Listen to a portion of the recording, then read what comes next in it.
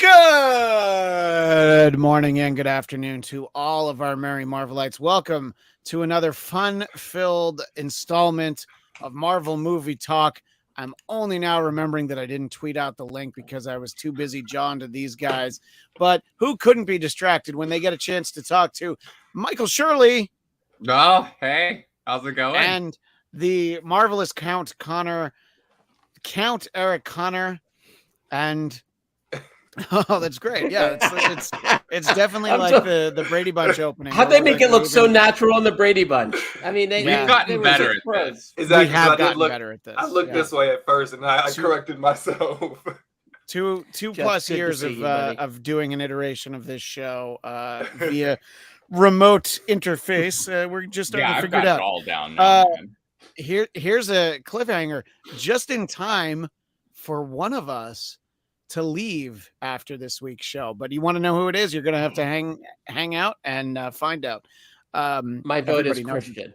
Everybody knows it's not me because I got nothing else going on, but we're so excited to be here, and Kate is watching but trying to get herself connected. We're all connected except for Kate, unfortunately, but hopefully she's able to jump in a little bit. But I am here because we're talking about Ms. Marvel episode 2, known as Crushed. And I had fun watching this. I got some interaction on Twitter after the first episode with a past guest on this show, David Brody, who he was commenting that he's like, oh, it's like for teenagers. It's like they went full CW, and I'm like, it's good that they did that. I mean, look, not everybody who's going to be, giving Marvel their money in the future is going to look like me and Eric. There'll come a day that we're not here. There's the younger generation like Michael and Jeff, and Kate, even though you can't see her, believe me, she's there. And that's who they have to get. And yeah, the music is not for me, but it shouldn't be. And I think I don't know. I mean, look, I can't watch any of those CW shows, Jeff. I know you're all in on some of those CW shows, but I figured out pretty quickly. I'm like, oh, they don't make them for me. That's okay. They don't have to. I enjoy this story so much, even though it's, I guess, not age appropriate for mid 40s. Oh my God. But I'm having fun with it, because the characters are young, but it's all right. I relate to the parents more than anything. Do you agree, Eric? I mean, I find myself relating to the great grandmother I haven't seen. I found myself relating to like the people working in the stores. It's definitely there's the Euro guy. Yeah, that's halal. Right there, the halal guy. Yeah, he's like, I'm the halal guy. Yeah, like me, I fear the halal men. So I want to push back on this a little bit. Who do you relate to? Like when I watch Thor: The Dark World or Thor Ragnarok, I don't look at anybody in that movie like, you know what? I could be that person. I relate to Jeff Goldblum. 100%. Any movie Jeff Goldblum's in, that's who I relate to. Asking for it with that one, Joe. When I watch The Big Chill, the guy with the 20-year-old girlfriend, that's who I agree with. I get what you're saying, but like, this is obviously focused on a younger generation, but it's open to everybody. I feel like in Marvel, you got to find what you can relate to in general. I mean, we're talking about gods, we're talking about superheroes and all different types of stuff. So like, I hear what you're saying, but this is my only rebuttal is like, there's Thor, there's a lot of different things that like people can't really relate to. Look, you just picked a bad example because obviously exactly. I can relate to the superhero who's a god with godlike looks. Obviously I feel like I'm up on the screen. I'm like, when he's skinny Thor only, though. I mean, let's be honest. All right. Yeah, you're the before, I'm the after. But even though I like this series as a whole, I'm not for this episode. So my argument is back and forth. So we'll talk more. But Jeff Williams Jr.'s heart shrank 3 sizes that day. Jeff Williams Jr. does not believe in love. That's what we're getting at down here. At all. Not with 6 episodes. That's true. There's no time for it. I'm an 8-episode love guy. None less, none more. I loved the montage of Kamala walking into school compared to the first episode, because now she's like, oh yeah, I'm a superhero. And I thought that was fun to take the time to do that. Yeah. You didn't love that, Michael? No, I did. No, okay.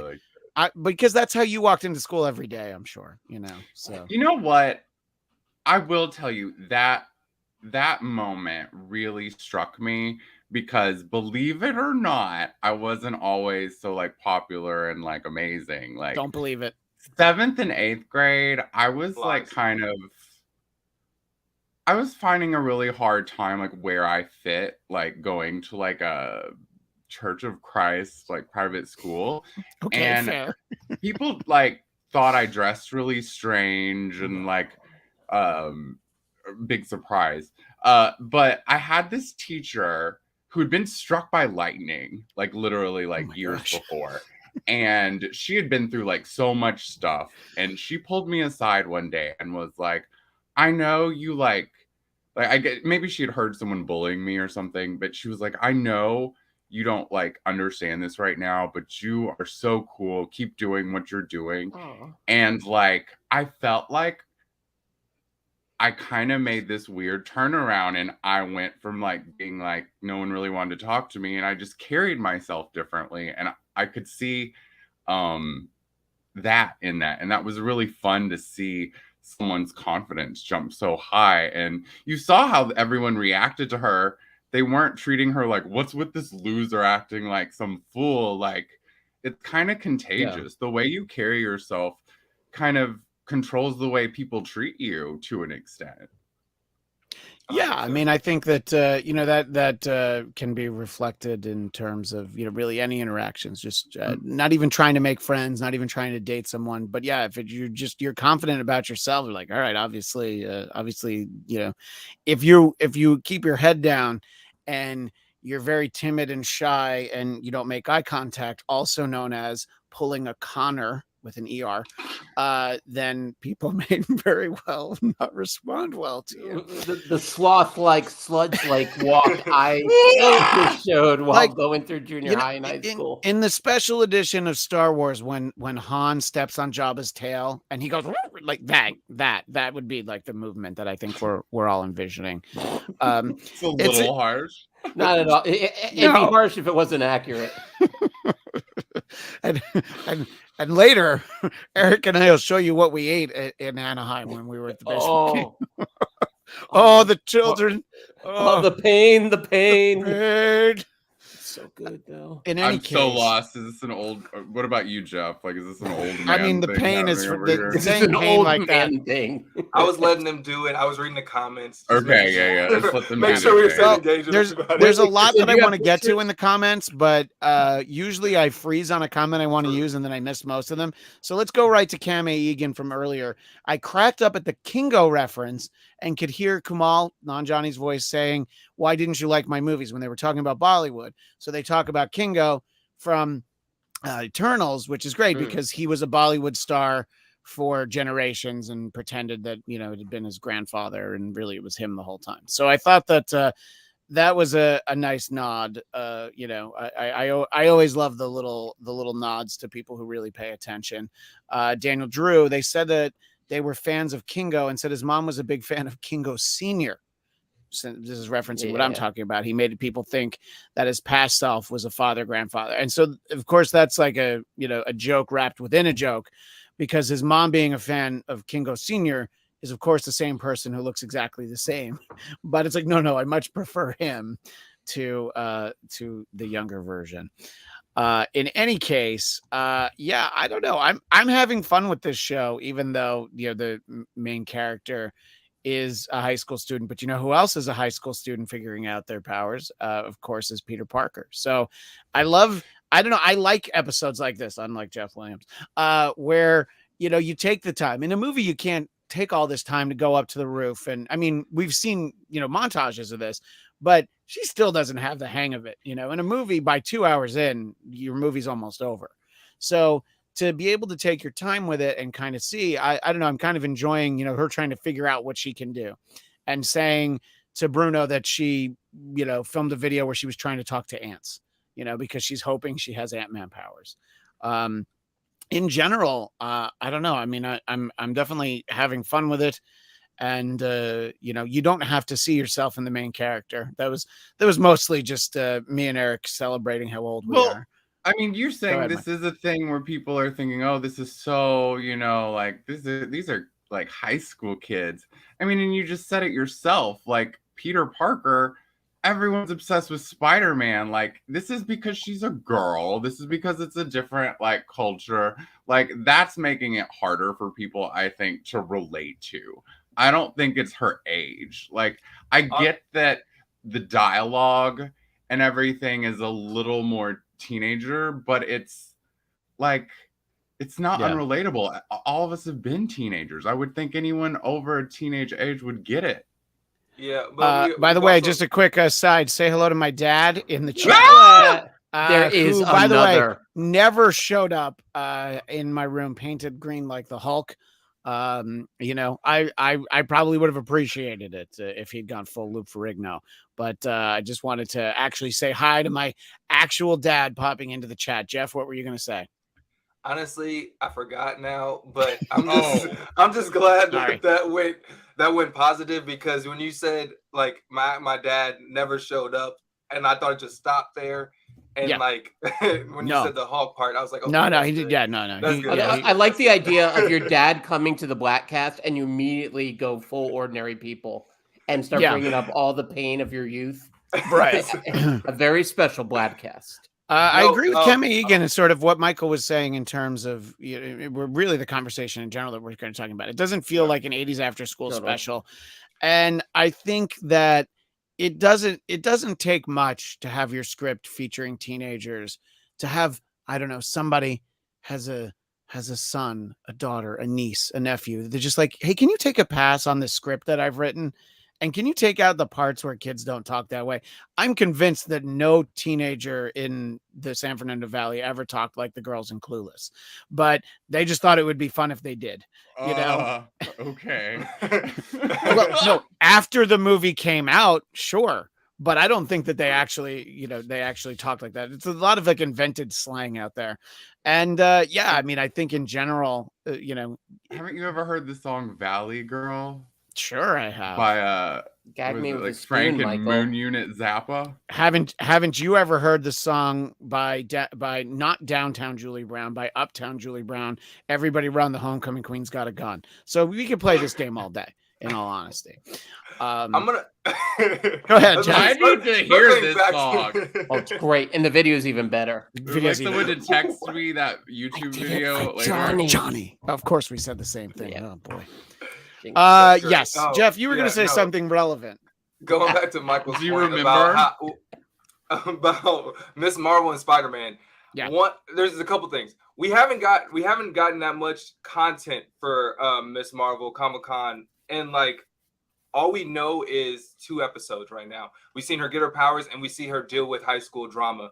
That's like us getting one Spider-Man movie and thinking everything from his high school drama in his first movie. If you think about it, not too many people loved it because people love Michael Keaton. It was a cool movie, but it still had bigger stakes than what we've seen so far. We have 0 stakes in this TV show. There's no villain. She's just learning her powers. So like a lot of people don't really relate or see the stakes or care.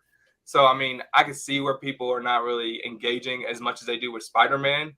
There's so much content. Spider-Man has been seen as like 25-year-olds because Andrew Garfield and I'm blanking on another guy. Tobey Maguire. Tobey Maguire. They were not 16 they were not 15 when they were doing their video or doing their movies, and it didn't really look like it in high school. So like this is a high school TV show that looks like they're in high school, except for some of the characters. I mean, that's a proud history of having teenagers on television look like Ian Ziering with a receding hairline in the pilot of Beverly Hills 90210. So, there's a very proud tradition of high school actors not looking like they actually could be in high school. her cousin or the guy, her love interest, he don't look like he's in high school. He looks like he's 27. Wait, but he's a senior. You notice how they pointed that out? He's that old. Okay. And her best friend, like her best friend that doesn't know, she's 25. Like, yeah, but I'm just. But by the way, Bruno looks like he's 12. So you see, it all works out. Basically. True. Yeah. And I agree with Ivan here. We're sort of the friend group. Sort of the trying to get the campaign out there. I like the character building, and boy, her mom was sure quick to let her go out to a party after the end of last episode. That I was like, oh, okay, that's like, what was that, like yesterday? She's still apologizing for it, and she's like, yeah, you could go to a party, just be home by 9. I'm like, I was very surprised by that. Yeah, I think maybe she had a head trauma that we didn't see. It happened off camera. She just forgot yesterday. But I don't know. In general, I feel like Jeff. By the way, I completely get what you're saying, and I do feel like after we've had 6 of these, she'll have some kind of adversary. She'll have a better. I mean, she's nowhere near calling herself Ms. Marvel. She doesn't. She Nightlight. I kind of like Nightlight. Yeah, it's better than Night Thrasher with his skateboard.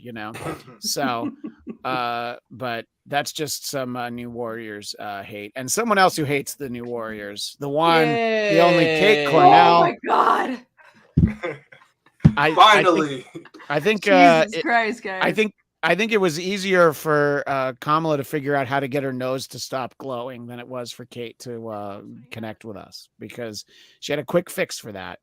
Well, Kate, I don't know how much of what you've heard, but let's just start with your thoughts on the second episode here. Just sort of getting to spend more time with Kamala. Volume, you guys.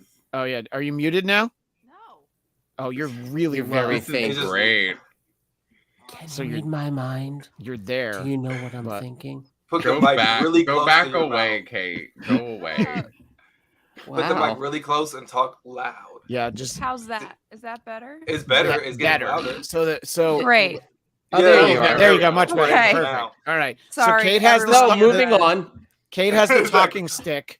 So we'll all use our listening ears now.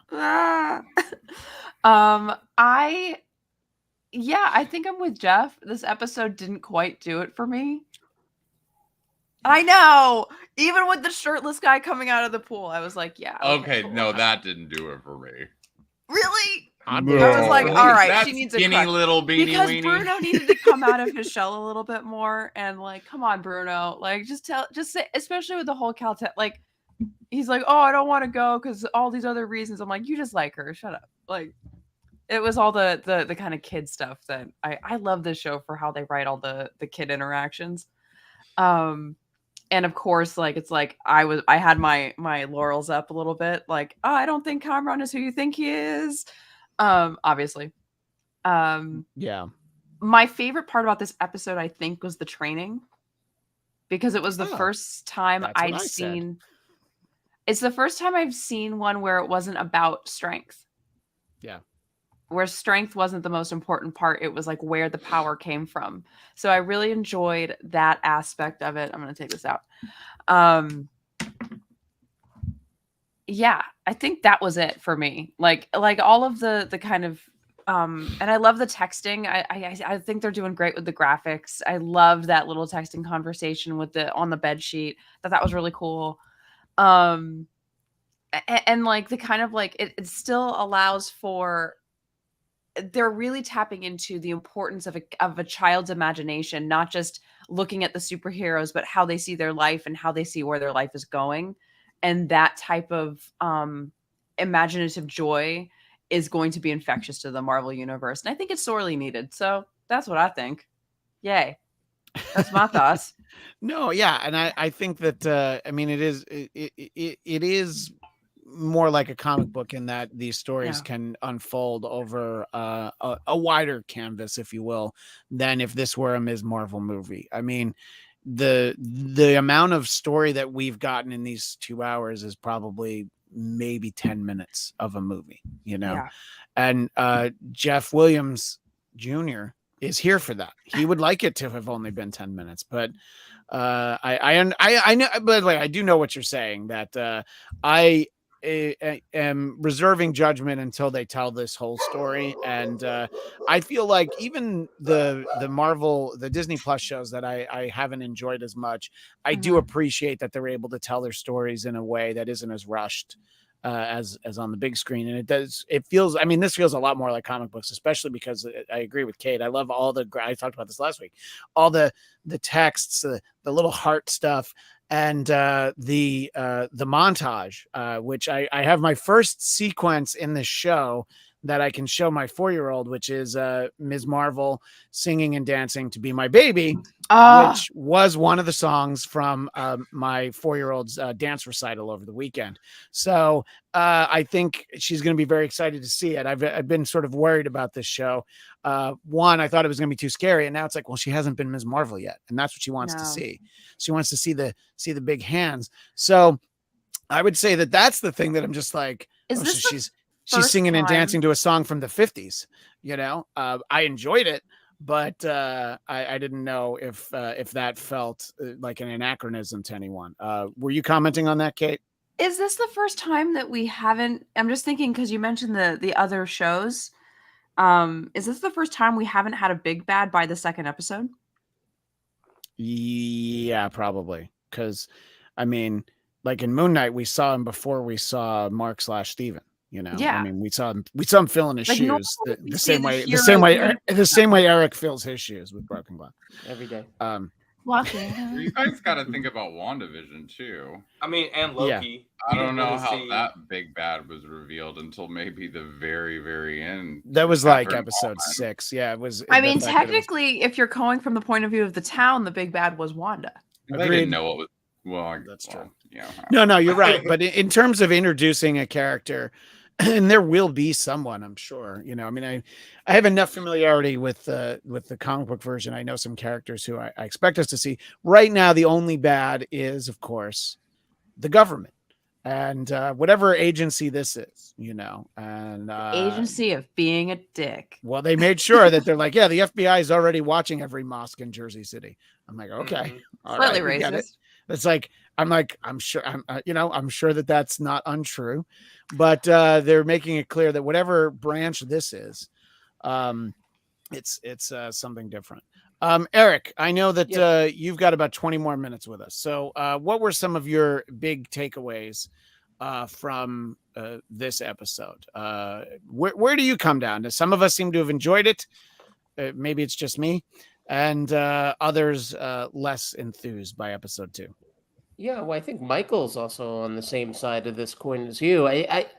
It's taken its time. Like, this is definitely, if it was a film, it wouldn't take up much real estate in a movie, but it's not a movie, and it knows it's not a movie, and it has time to sort of let things marinate. And I don't mind at all, because I do find this cast kind of top to bottom so charming and fun to be around. It definitely, I'm sure you guys, talked about Never Have I Ever feels like the first cousin to this show in a lot of ways in terms of tone.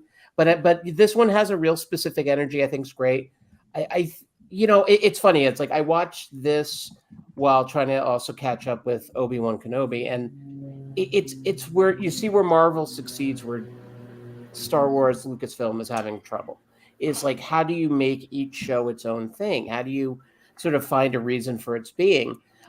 And so I don't mind that it's taken time. I don't mind we haven't met the big bad yet, because I do find this slice of life great. And, and I mean, of course, you have credit say, oh, it's woke. It's like, well, yeah. I mean, one great thing about woke is we don't get the same story every fucking time, that we're able to actually hang out with different parts of the universe, and not just the multiverse, but our own universe, our own country.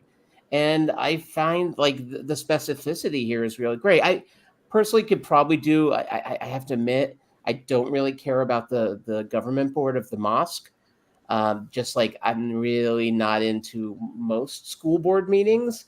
But the truth is, like, it at least is an active way to get us to sort of know the culture, know the characters. So I sort of see why it's there, though I'm not feeling it at all. But yeah, I mean, I'm on board for this. It's a totally different thing. It's one that even my buddy who's not a huge Marvel fan, I said I kind of feel like his 4th grade daughter could watch this. Yeah. And it's and on that end, like, sure, why not? I mean, after Moon Knight, starting with Annie Lennox's Walking on Broken Glass, it's good to have a show that, I don't know, doesn't leave me feeling existential dread. And Eric, I know that what you're afraid to say is just that you were incredibly uncomfortable by the conversation about menstruation, and it's okay. It's okay to admit that it made you uncomfortable that they Just talked watch about Turning tampons. Red. Yeah. Wait, that's what that. Oh, I get it. Wow. Oh my No, God. you get it. I'm never watching that Ivan, movie. Ivan connected my some God. dots for me that that agency apparently is Called Damage Control. We saw this Damage Control agent in No Way Home. The Damage Control that I always think of is a lot warmer and fuzzier. But yes, I remember seeing them back in Homecoming, obviously, the Spider-Man Homecoming. So yeah, they seem like they would be a branch of the government that would be trying to detain teenagers and sweet talking them by talking about their Insta followers. Yeah, but I know what you're saying. I think that it's important. What the hell? I don't know, but I know what Eric's saying in terms of like not being interested in the board, and those things. But I think it's important for sort of, I think, telling us more about that community. I think that they want us to understand. I mean, the fact that they're in a separate part of the mosque and that it's the less nice part of the mosque. And I don't know. I find that. And I mean, Go ahead. by the way, I'm sorry, Christian, but yeah, I'm sure all of you guys have gone to Orthodox, temple, programs, and it's a similar thing with the partition. Yeah. And I know that is, I mean, her talking up during prayer, I don't think would go over quite so politely. Right. But definitely that's something I could relate to. I've gone to plenty of services where the men and women sat separately, and it always felt you had your Versace shoes stolen as well, I assume. It wasn't shoes. I won't It was tell the you what entire it was. suit. Yeah. I thought that was really just the bottom real. half. What's that? I thought that scene of her speaking up in the mosque was really, really, really, really, really important. I love Indian culture, so I kind of knew, what came along with Islam. I very, very so much dislike organized religion, but I think that it's really important for everyone to understand different world religions and their viewpoints. And the only thing I was really worried for this show was any kind of anti-Islam kind of sentiment. And I think the way he responded to her was really great. And it showed such a normal interaction between someone in a religious position of power talking to someone in their congregation. It normalized that on a younger level too. He didn't snap at her. Her mom would have. I mean, I also love the lady in the back taking phones and smacking people in the head. But I loved that kind of humanized, and showed, there's humor and love in all of these religions, and we can all live together.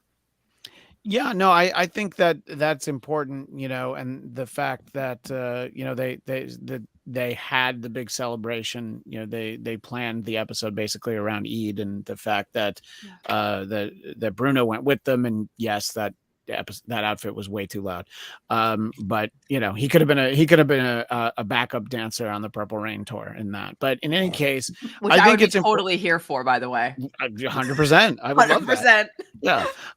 So and I think that a lot of this, some of this stuff, it is kind of building, our sense of the community, and the fact that she was at a restaurant.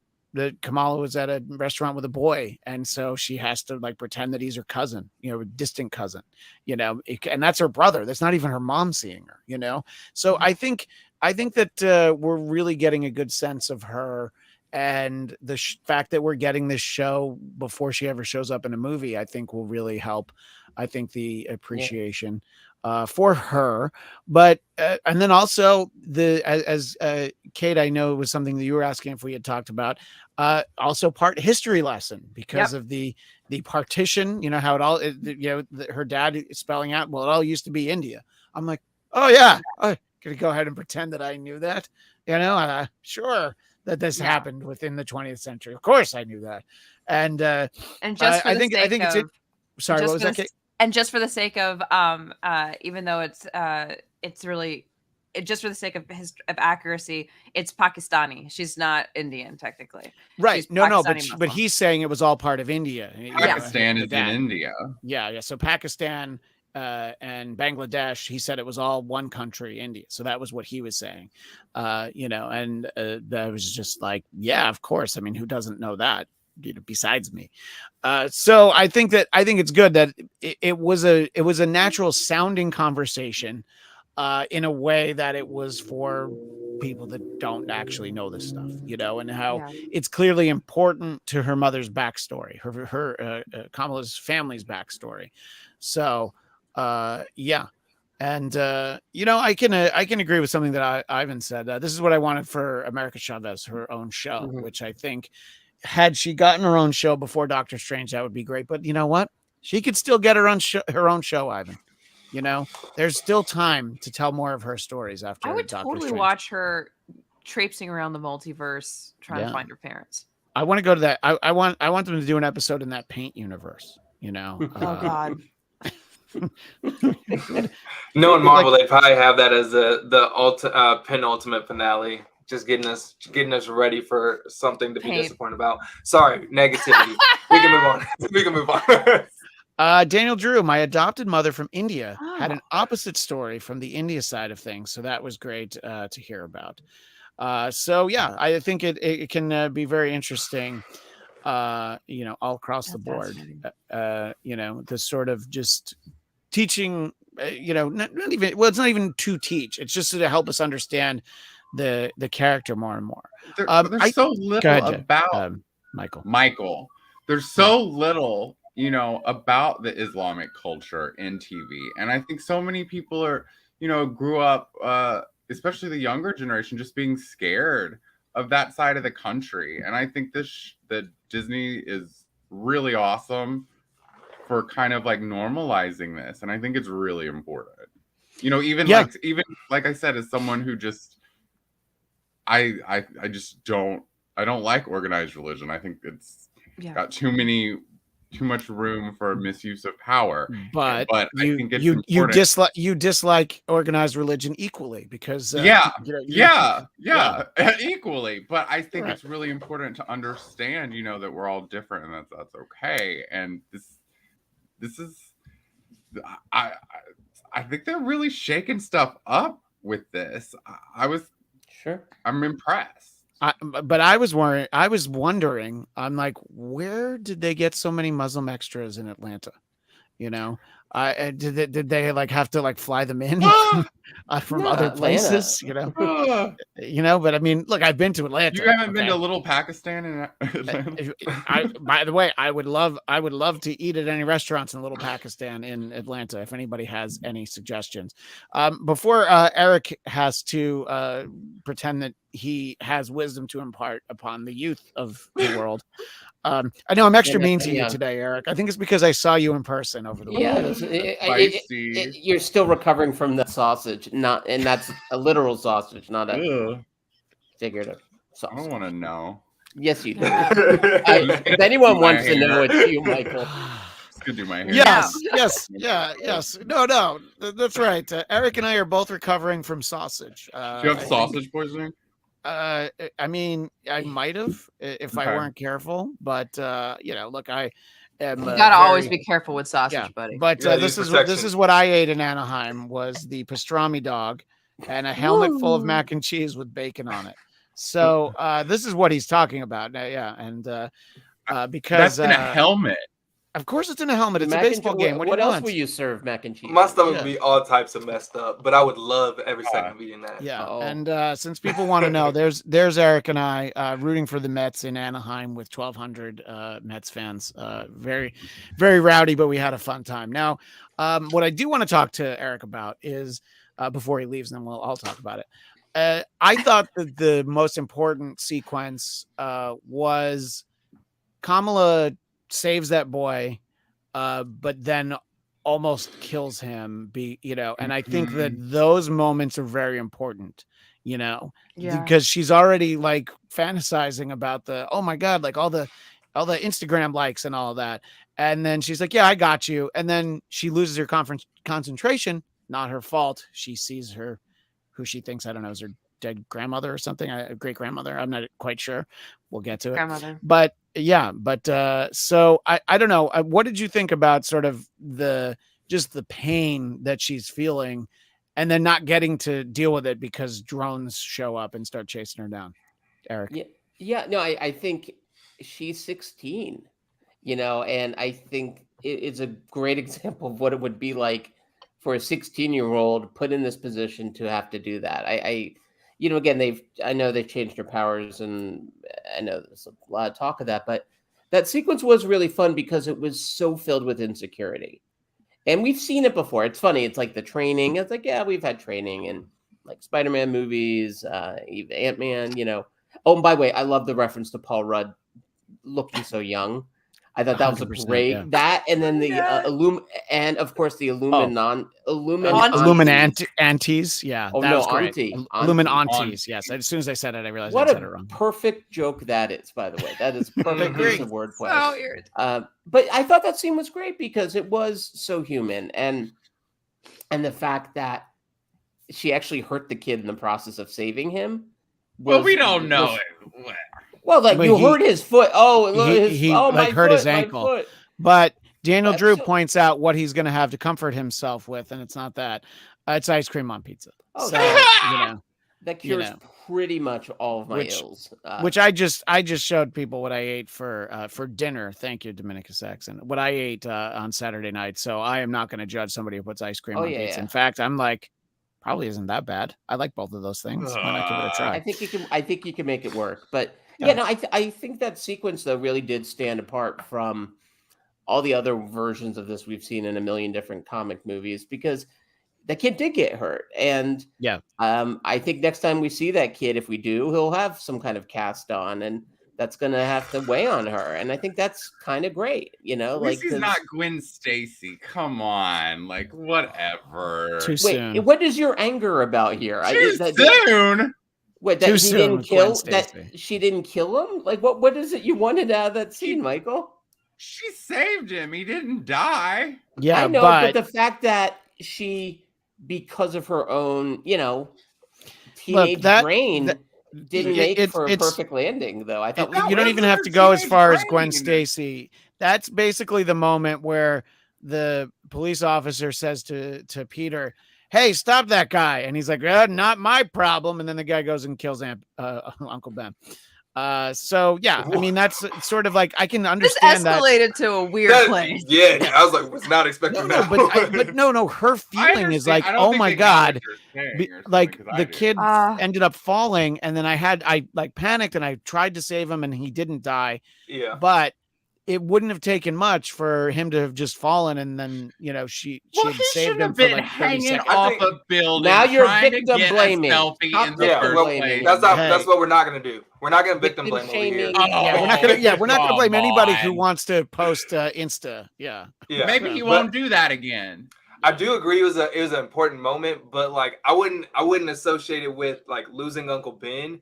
I think it's just more the importance of like her understanding how much power that she does have, the weight of that power, the liability of that power, because you can end up hurting a kid, even though you're just helping someone, and there's so many eyes on you, the responsibilities that come with. So it's like the seriousness of being a superhero is what we saw in that snapshot of him hurting his ankle.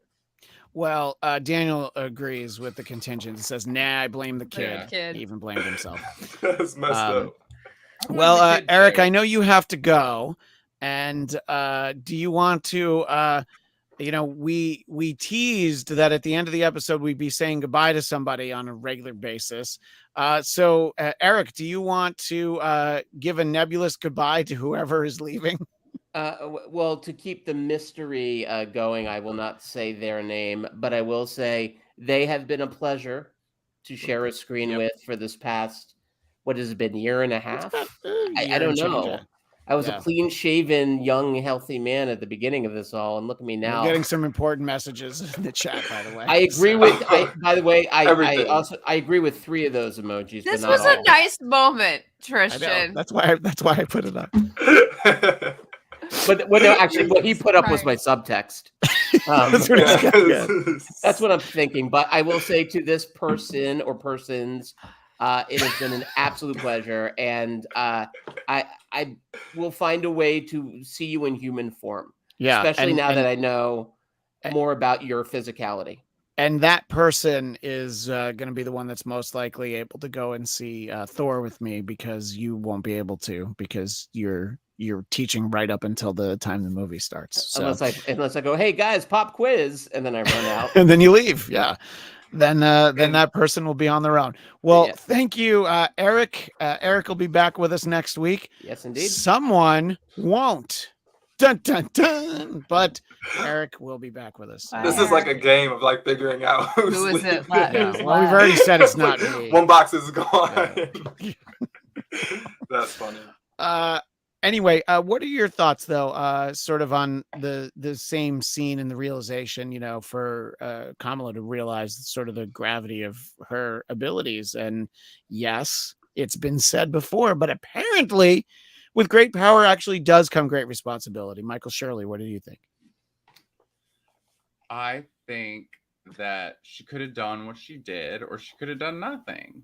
Yeah. And I think that maybe things are more real to her now after someone getting injured. I was actually impressed that she could do what she did, especially when she was being chased by the drones. It kind of seems like when the actions are involuntary kind of on her part, just like instinctual, her powers work better.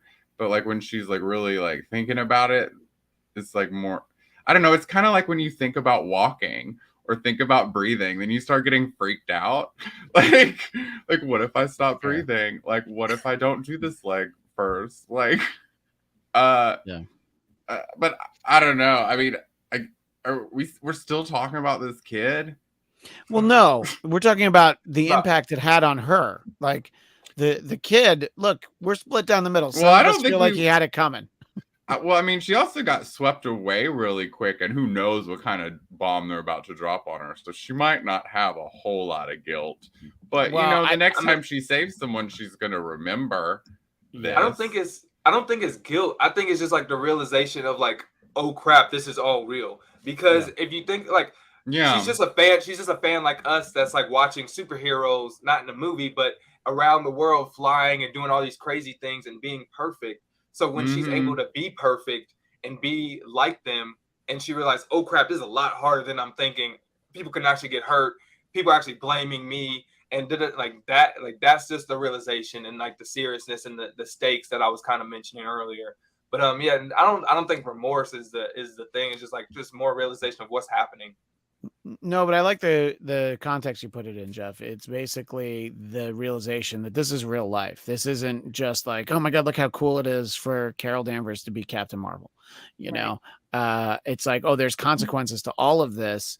And, you have to really be focused, and really she should really understand her powers better, But what did you think about that, Kate? I mean, I'm with Michael. It's like you either try or you don't do anything at all. And neither, at least you tried. And the problem is when people with powers or people who do try fail, they're still kind of punished for it in a way. And in a way, it was a complete accident. She did save the kid, and then he, something happened. Yeah, if you fail, you're a vigilante, and if you win, you're a superhero. You're a superhero.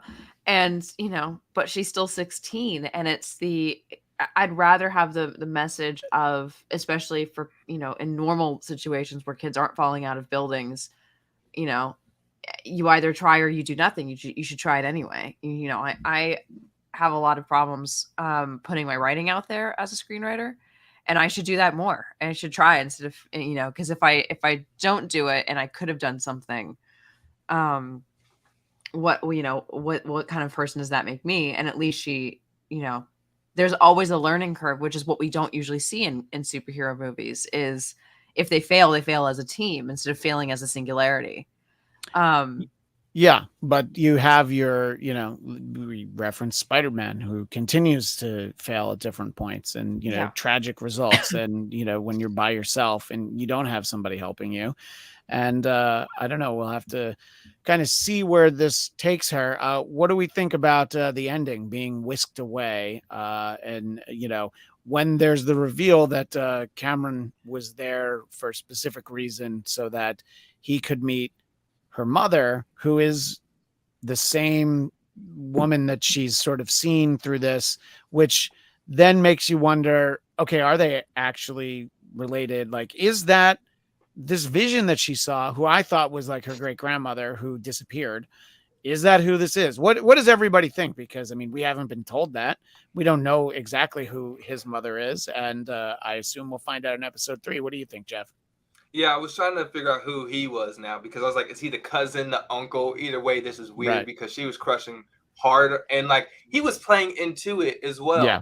So what family member is he in this whole situation, or is he just like literally working for her, which would be kind of weird, but like I don't know. I'm just interested to see what the storyline is between them two and why they're like searching out Kamala. So because it seemed intentional the way they did everything.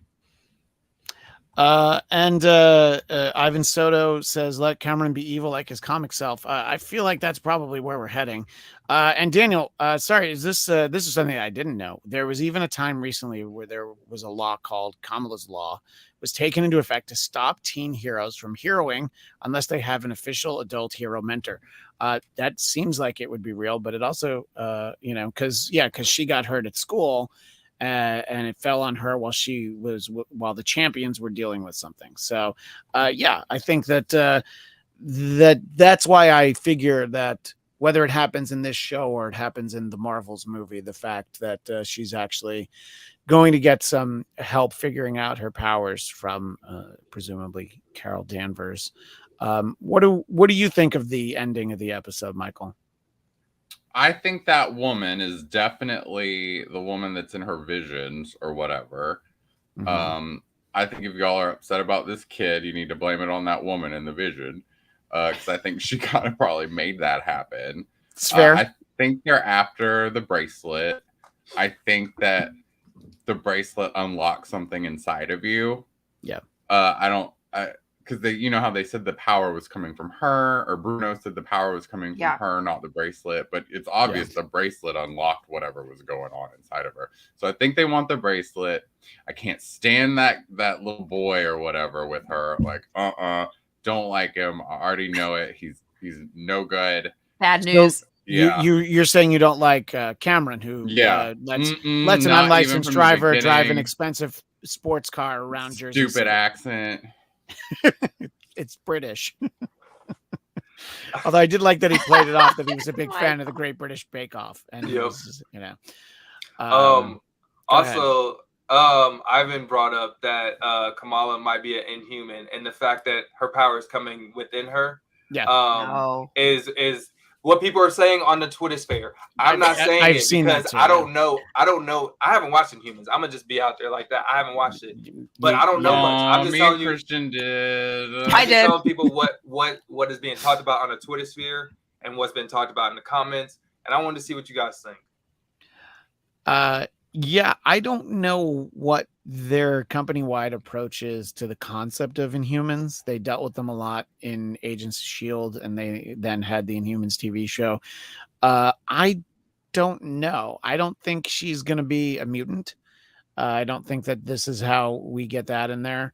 But I think it is a very possible theory. I just don't know that it's the most likely. What do you think, Kate? Michael's just given the big no, Yeah. they've already no. With the lore of Inhumans and how close it is to X-Men, I remember like there was the death of X was the kind of when they came back to Earth and like they had that Terrigen cloud and stuff. There was such a battle between Inhumans and X-Men, but like I don't know how you would with the lore of how Inhumans are created even put that in here. Especially when they have 20th Century Fox now and they're mutants. They have access to the mutant verse now. So Yeah. I don't know how that would work. I would be interested because I would like to see Inhumans again done by Feige because, you know, the TV universe did not relate to the MCU, especially in regards to Inhumans. I actually worked for Marvel when Inhumans was taken off the film roster. So, and then put solely in the TV roster, and that was where done it by belongs. entirely, Yep. but it was done by an entirely different producer, and you can tell. Yeah. And I found a video online that I sent to all the guys. Yeah. And then I started watching the show to kind of see how it was. So I actually binge watched Inhumans over the weekend. So this is very somebody interesting had conversation. to. Yeah, it's there on Disney Plus, right? But I think that the long story short is I would be interested of how they would incorporate Inhumans again into this MCU. I don't know if this is the opportunity. I don't know if this is it. By the way, Craig, this ties into sort of this backstory. I thought that the Illuminati stories were interesting. One of them said she killed someone when she fled with another. Yeah, I think that is all true, and it's all something that we're going to find out more about. And so I feel like that character is, you know, Cameron's mom is this great grandmother character through some explanation that we'll get. You know, we've already talked about how Kingo didn't age. So, you know, I don't know that they're Eternals, but that doesn't mean that there isn't a possibility that they just, you know, haven't aged, and that this guy Cameron, who does not look like he should be in high school, as was established earlier, could very well be, you know, from have attended a high school, you know, out on the prairie. The actor's only 23. Well, look at that. Yeah, I mean, he looks like a college-age kid to me. He doesn't look that old. Yeah. Actor's 23. Ages. Well, compared to the people on Riverdale, he looks pretty young. True. Yeah, you did use the R word, didn't you, Michael? Oh, is that your like unsafe word? Look, when you take Betty and Veronica and you know, Archie and Jughead, and you decide to like turn it into that, as just like, all right, you it got a little weird, didn't it? You don't have an appreciation for the property, and that's fine. But someone that we do have an appreciation for is someone who's been with us for a while through different iterations of the show. And it's not that you won't see him again, but he won't be able to be joining us every week in this spot because Jeff's going to have to go into an office for his new job. And I don't know what you want to say about what you're going off to do. You might want to say you're going to walk the earth like Kane from Kung Fu, and that's fine. But Jeff would like to have a moment to say goodbye, at least on a weekly basis. Yes, I wanted to, I appreciate that. I want to say thank you to all you guys. I appreciate you letting me be on the show every week and everything, and to everybody in the comments and stuff. I've always loved being part of this and talking about superheroes and everything. I'm going to, as soon as I can be back, I will be back. But I started a new position, joined the marketing team at Sony Pictures. So hopefully I will be working on some Spider-Man films and many more very soon. And then hopefully we can talk about it when they come out or after they come out. Or, you know, if you have I have a guy on the inside, just don't use my name and I can be that guy. Oh, yeah. So. No. When I say like, you know, I've heard something about the Craven movie, it will not have been from Jeff. There's no way that Jeff would give us any information. Or the third retelling of Morbius, the third theatrical release. Exactly. Look, the Spider-Man, whatever the title was of the new release of the Spider-Man thing. Yeah. I was like, so we're really out here. It's about to be Morbin time again. Morbin time. And Jeff is all here for it. And Kate, am I to understand that you might not be around for a little while either? Yeah, I just got a text message, so I'm starting a job next week. So All right. It was nice knowing you. No, it was thank nice you knowing for- me. No, and you can catch up with us. We did the latest installment of Geekscape Book Club over on Geekscape, where we talked about this. We talked about Moon Knight: The Complete Collection, and that show will be back in July, where we talk about George Perez Wonder Woman. But Jeff and Kate, but Jeff first. If Mostly people want to Jeff. keep in touch with you, how can they do that? At Jeff Will Jr. on all social media platforms. I'm gonna have to talk about more superheroes online if I can't do it here. So Right. follow me at both places. We'll be talking about it. Yeah, and Cami Egan is excited for you. She says, awesome. Make sure you give us the lowdown on the Sonyverse. And Daniel does remind it's the Spunk. Let's go. The Spider-Man universe. Pictures? Yeah. I thought it was like Spider-Man And- universe. And Sony Jeff, Pictures also, universe. Jeff, you also know someone in particular is going to miss you the most. My God. Ghost 386. 386 can follow at Jeff Will Jr. And Kate, where can we keep in touch with you while you're absent from our program? Jeff, I'm gonna miss you. Likewise. We're I both. know. I'm gonna miss you as well. Where Well, can then we follow you'll you? both You have don't to have be. to miss me as much if you follow me at Cornellable on all platforms. That's right. I True. like it. And Michael, we never get a chance to miss you, but if we want to keep tabs on you, how do we do it? No, I will walk this earth forever. You can find me at I Am Michael Shirley on Instagram and Michael X Shirley on Twitter. Yes. Yes, the Sony Pictures universe of Marvel characters. Thank you, Daniel. Boom. That's great. That's so bad. Can you 'Cause change that's that? simple. Oh, great Yeah, question. I I really- was going to wrap it up, but Cami Egan, Jeff, is the new job going to allow you to finally buy one of those houses you can't currently afford? I love you, I Cammy. really hope so. If not, I'm gonna be shooting some more this weekend, and we're gonna find some more houses I can't afford. But that's the goal. One of these Yeah. days, I will be able to afford it. I Well, appreciate it, Cammy. I might piggyback on your video series later in the year and do a video of a series of videos of houses that I can't afford, even though I've just sold the one I'm currently living in because I still can't afford the next one, even selling the townhouse that I'm in now. It's wild. I've Yeah. heard about the market, how like people like you. Yeah, we can talk about No, that. no. for a When you while. live in Los Angeles and you're like, well, the house that I want is priced at $1.7 million. And you're like, I can't even wrap my head around that. So, Nope. but you can also find me on Twitter and Instagram at ChristianDMZ. Please subscribe to the Blackcast YouTube channel. This show will be back on Wednesday with Michael and I, presumably Eric. And we'll, of course, continue to see Kate, Jeff, and any of our friends whenever they're available. But that is all the time we have for now. And as the great Stan Lee would say, Excelsior!